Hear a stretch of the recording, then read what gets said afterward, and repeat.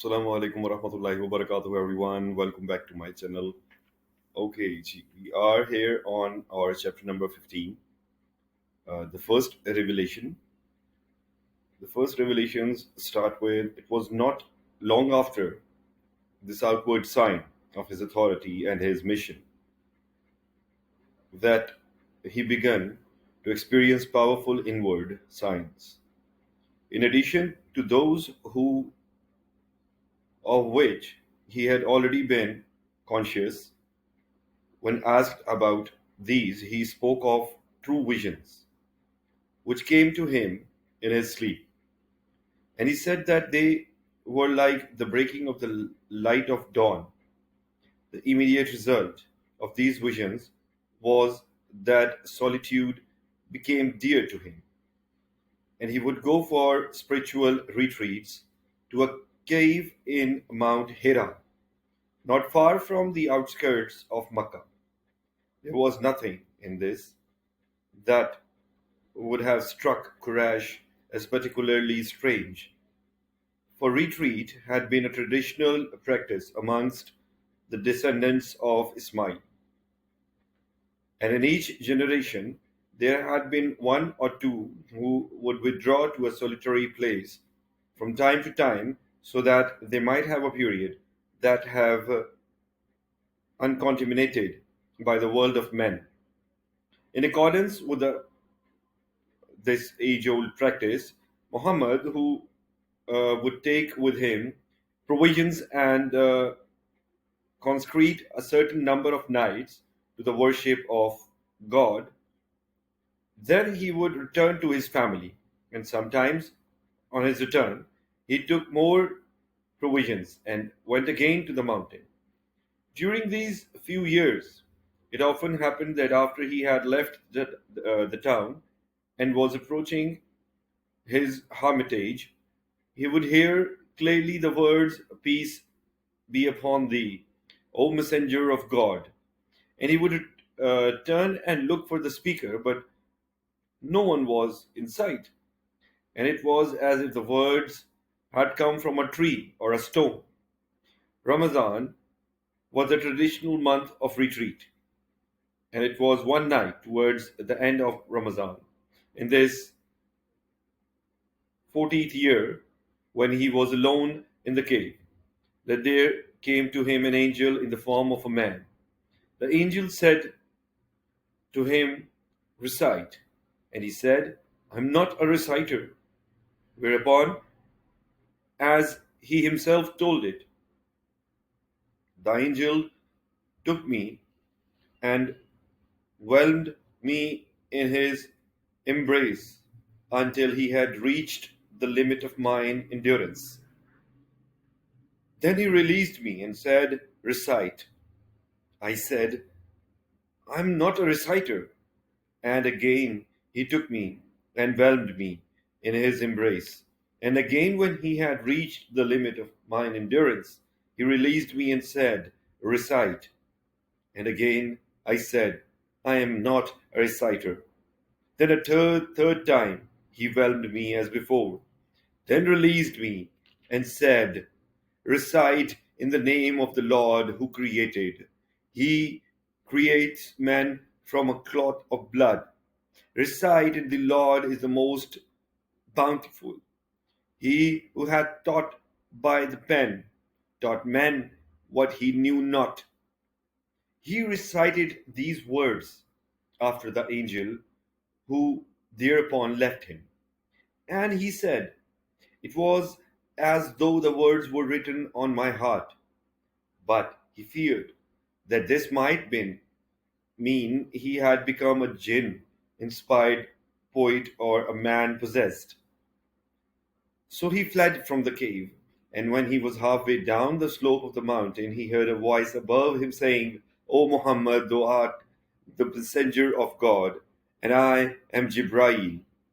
He raised his eyes heavenwards, and there was his visitant, still recognizable, but now clearly an angel, filling the whole horizon. And again he said, "O Muhammad, thou art the messenger of God, and I am Jibreel." The Prophet stood gazing at the angel, then he turned away from him. But whichever way he looked, the angel was always there, stride the horizon, whether it was so the north, to the south, the east, or to the west. Finally, the angel turned away, and the prophet descended the slope and went to his house. Cover me, he said to Khadijah, as with still quaking heart he laid himself on his couch, alarmed, yet not daring to question him. She quickly brought a cloak and spread it over him. But when the intensity of this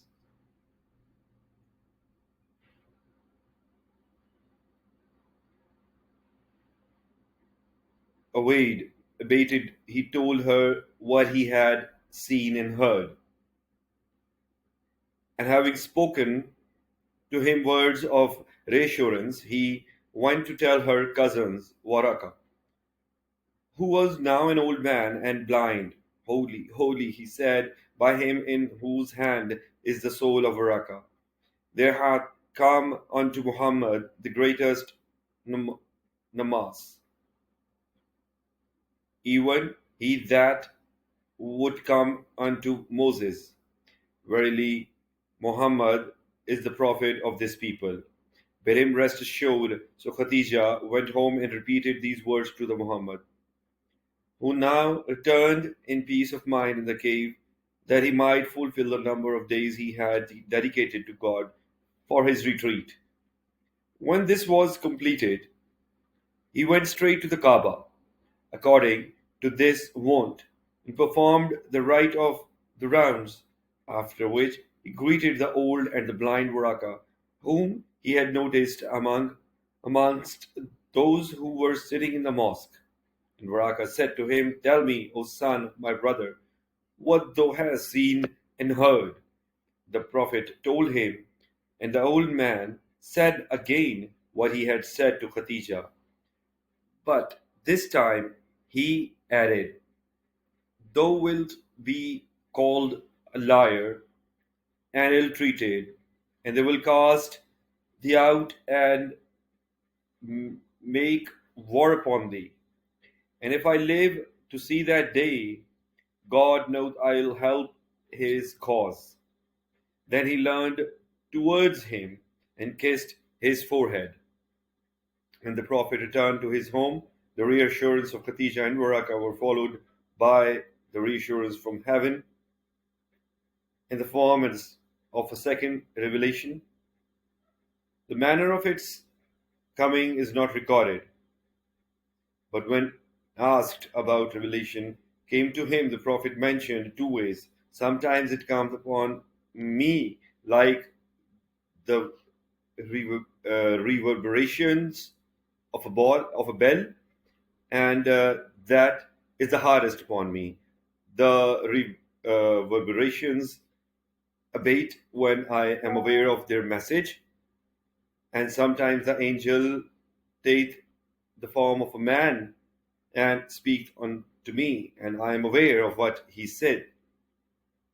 The revelation this second time begun with a single letter, the earliest instance of those cryptic letters with which several of the Quranic messages begin.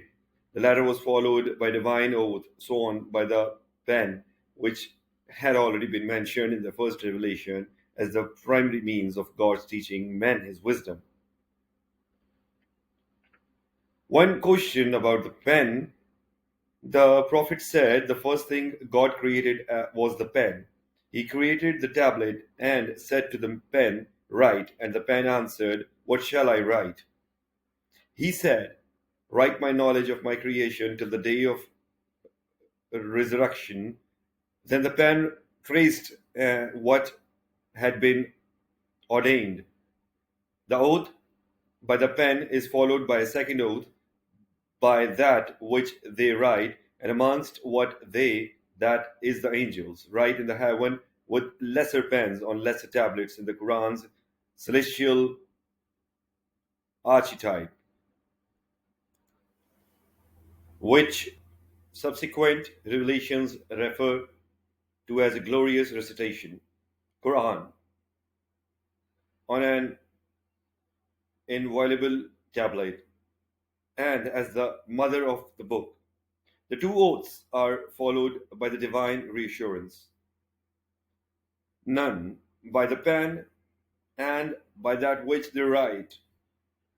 No madman art thou, to the grace of the Lord unto thee, and thine shall be a mean unfailing and verily of an immense magnitude in the nature.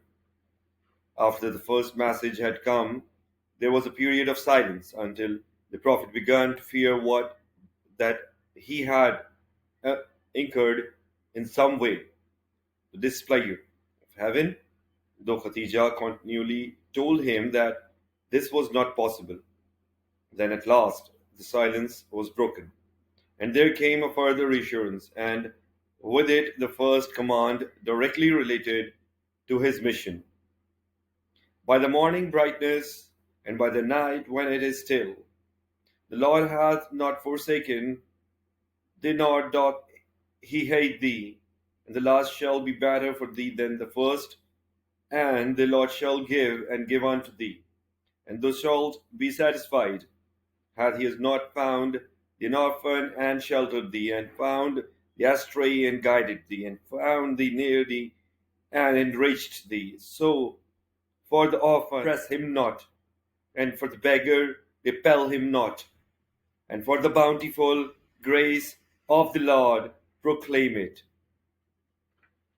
Thank you so very much for the today's chapter, for being with me, and thank you so very much for subscribing me, for staying with me, for joining me. If you have not subscribed my channel yet, please press the subscribe button and the bell icon as well. Thank you so very much. Assalamu alaikum wa rahmatullahi wa barakatuhu. Iltama se dua. Jazakumullah khairan kasira.